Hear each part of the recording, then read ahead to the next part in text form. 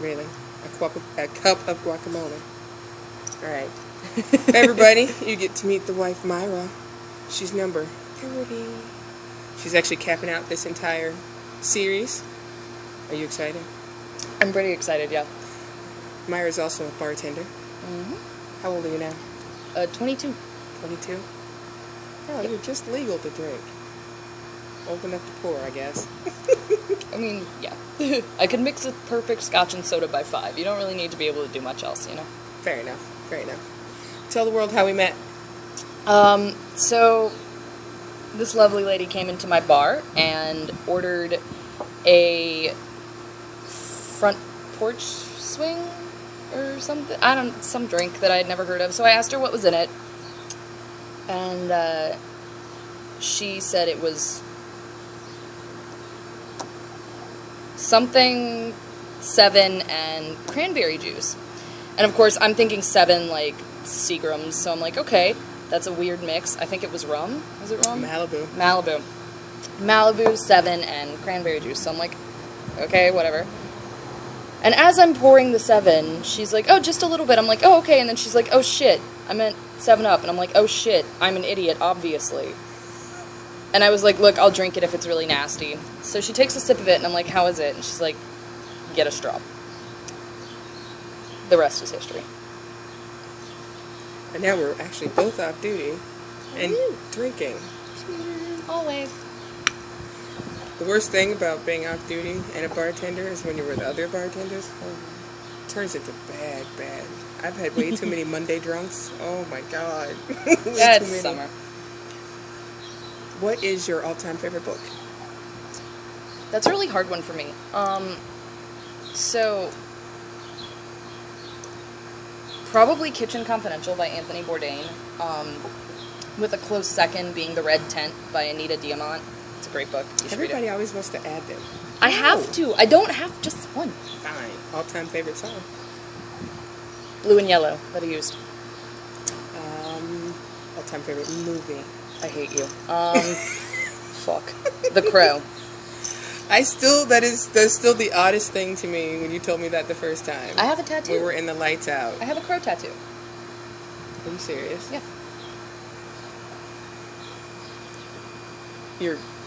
Wow. That's all I have to say. Favorite movie? I am so not getting the phrase, I love the smell of napalm in the morning, because my favorite movie is Apocalypse. Yeah, that's a good one. I love that movie.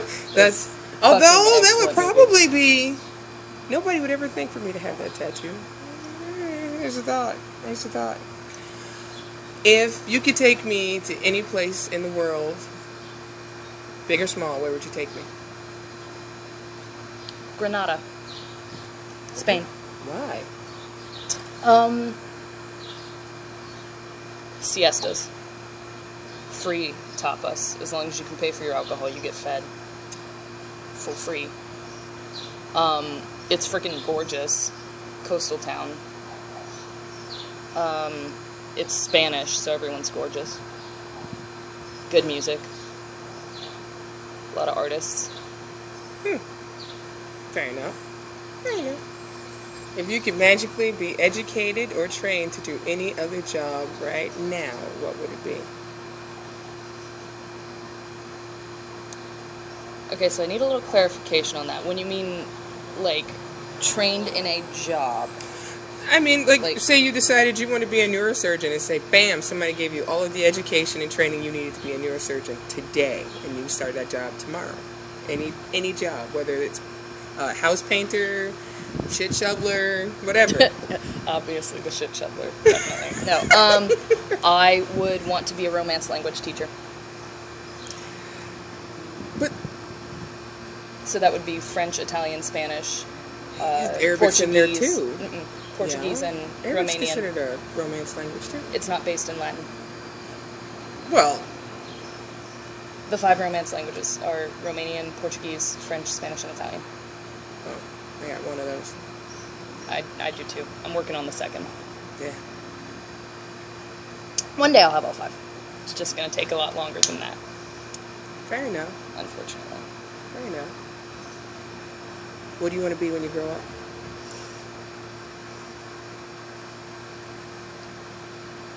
happy.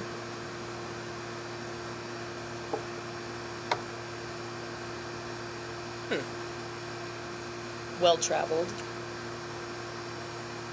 Interesting. Well, you're already interesting. Well, yes, but I want to be more interesting. Rich. Off somebody else's money. Off somebody... What? Note, I'm paying for the drinks. What does that tell you? No.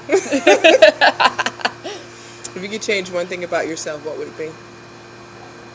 Anything? Just one. I don't speak enough languages. We've been over this. This is it? Yeah. That's your one thing? Yeah. Okay. If you could change any one thing about the Jennifer, what would it be? That you didn't work so damn much so I could see you more often. Seems to be a common theme in the women in my life.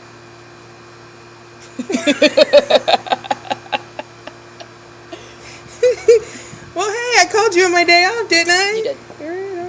And I'm very thankful for that. And last week we ended up being screwed by peanut butter. That sounded wrong. But yeah. There were no dogs involved. No dogs involved. Oh. That just ain't right. Tell me about your most embarrassing sexual experience. So, in high school, I was absolutely head over heels for my best friend, and for her boyfriend's birthday, she was like, we should do a threesome, because he really wants it. So I'm like, I get to have sex with her, this is a plus. So we did. And we were switching positions, and I kicked her in the face.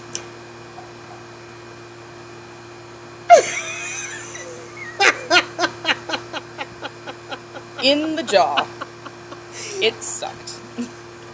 That ended the party, I'm sure. No. You still kept going? Mm-hmm. Oh. And then, like, 2 minutes later, she had, like, this Pikachu stuffed animal in her bed.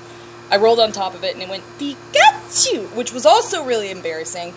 And then her boyfriend, like, sat back for a second because she and I were making out, and then he ended up leaving because we stopped paying attention to him. So it ended really well for me. Like, I didn't like him. I still don't like him to this day. He is an asshole. He is the worst human being on the face of the planet. Close. Anyway, but, yeah. And I didn't have to have sex with him. That was the best part. Pikachu. It was so awkward.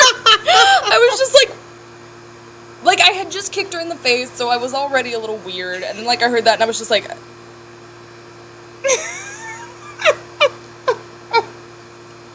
That's awesome. Sex-proof your beds, people. Nobody wants to hear that shit. Ooh. Yeah. Yeah, I don't think I have anything in my bed. There's just tons of pillows. I have 3 stuffed animals. I have a pillow pet that's shaped like a giraffe. And I have a small penguin. His name is Curtis. And then I have a bunny that my boyfriend and I made on our first... Well, yeah, on our first date. Our sophomore year of college. Okay, so... I guess I should explain that. I have this, like, weird... And, like, I know it's stupid, but I totally believe that there's something hiding at the edge of my bed that will grab me in my sleep. And when I was little, I believed it too, but, like, way worse. And my mom always told me, well, my dad told me more than my mom, but, like, if you have stuffed animals in your bed, they'll protect you from these grabby things. So, like, it's a holdover from my childhood, just like I still can't walk under ladders or say the name of the Scottish play, even if I'm not in a theater. Because I'm weird. Yeah. Yeah. That's my life. Stuffed animals. The pillow pet's useful, though, because it's a pillow. I bring it on flights. Why Curtis?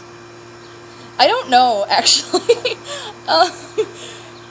My boyfriend has a fraternity brother named Curtis, and jokingly, one day, I was like, I called this stuffed animal Curtis, and it just kind of stuck. What is the one nickname you were ever given, ever, childhood, adulthood, whatever, that you absolutely hate? I don't have one. My little brother, once, and only once, called me the help when I was probably like 10, which would have made him like 5 or 6, depending on what time of the year it was. And I beat the shit out of him. Which is funny, because, like, he was going through a phase, a little early, I guess, developmentally, but whatever, where he believed that black people couldn't be racist. And I'm weird about that. Like, I don't believe that... Anybody can be a bigot. Yeah, anybody can be a bigot, but racism does kind of imply, like, you know, being in a non-oppressed position, hating on those who are oppressed. But I'm Native American, so, like, it doesn't matter and doesn't qualify because we're both oppressed people. But, yeah, I was like, dude, that's not cool. And he was like, I was currently cleaning a bathroom when I said that, and he was like, shut up, you're just the help. So I beat the shit out of him. He had the beginning of dreads, so I just kind of grabbed him. And... Yeah. Note to self. Myra's an ass kicker. I took, 3 years of Krav Maga and Jiu-Jitsu, so yeah, a little bit. I probably should have thought about this before I married her, right? Who knew a twisty tie could go so far? That's fucked up. So now that your next stop is on the West Coast, right? West Coast. What's your dream? What's your first goal out there? Get a job that doesn't suck. Well, I don't know. So like, really, my plans are I'm gonna try to find work in a theater, because I'm trying to decide what I want to do like later in life. If I want to like go the teaching route and teach theater, or if I want to become an event planner and like get my master's in hotel restaurant tourism and work for an event planning company thing. So I'm gonna try to get a job in a theater and then try to get a job helping, like set up for events at like hotels or at convention centers or whatever. Because it's shitty work, but like it will give me experience so that if I end up getting my master's, like, I'll have experience in whatever I'm doing so I don't sound like a complete asshole. I'm not a fan. I was in hotels for 10 years, not a fan. I won't work for hotels. If I do end up doing the event planning thing, I would join a, like, actual event planning company. I know, but it's just one of those. I think because I've seen both sides of people, from food to hotel to what we do now, that I don't think I could ever go back to it.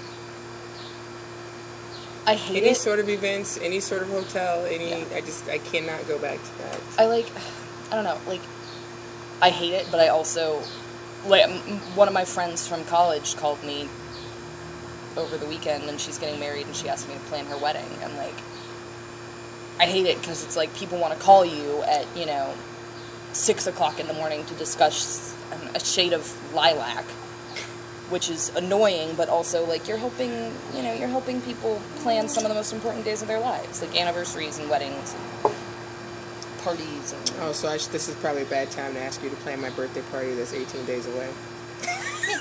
I could do it. You don't have to, because I'm not staying. I'm not staying here. There would have to be something uber phenomenal to get me to stay put for my birthday. What about a bouncy castle?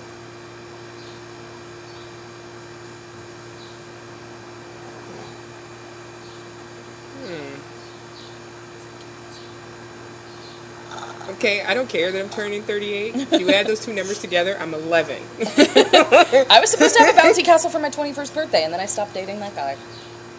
Well, that's probably a good thing. Okay. So here's the best question. It's the last question. You ready? What's the one thing you would tell the world about the Jennifer? She's good at accidentally making drinks. I feel like I am very qualified to say that. Yeah, that was totally an accident. And we ended up naming it Sex on the Front Porch with Myra. This is where we say goodbye, world. Bye, world.